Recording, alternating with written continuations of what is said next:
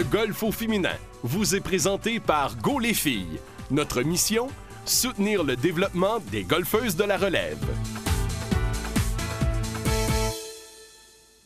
À notre capsule Go les filles, cette semaine, nous parlons de conditionnement physique. Nous nous sommes rendus à l'Académie Saint-Louis pour voir à quoi tout cela ressemblait. L'Académie Saint-Louis est dotée d'un programme sport-études golf.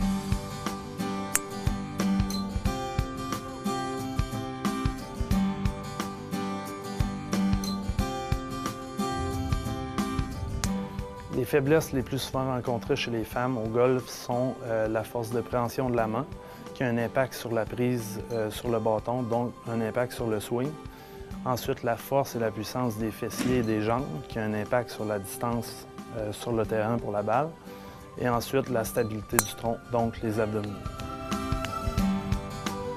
Le type d'exercice qui va contrer ces faiblesses-là, c'est surtout des exercices fonctionnels. Ce qu'on veut éviter, c'est des exercices sur appareil.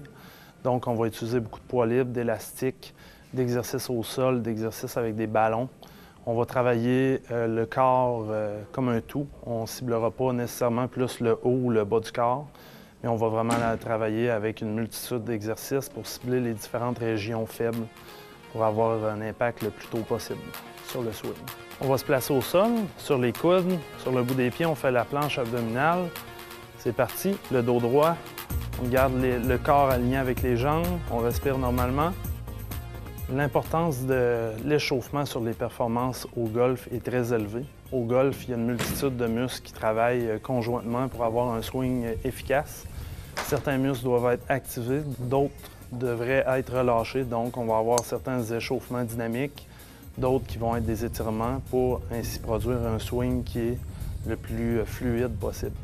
Donc, à ce moment-là, un 5 à 10 minutes, peut-être même 15 minutes, va être utilisé avant de jouer au golf avec un mélange d'étirement, d'échauffement au sol, d'échauffement avec des élastiques, puis ensuite, aller frapper quelques balles. C'est la méthode la plus efficace pour ainsi avoir une vie longue au golf sans blessure.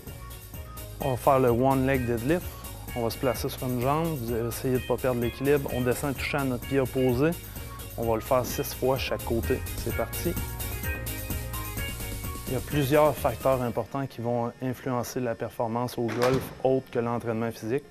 L'alimentation en fait partie. Normalement, dans une ronde de golf, on suggère aux golfeurs de manger à tous les 3 trous.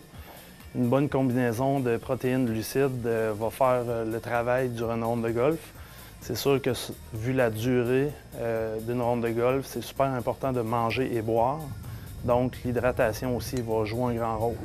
On recommande donc aux golfeurs d'apporter un mélange d'eau naturelle non gazéifiée et de boissons sportives dans les cas où il y a des journées super chaudes.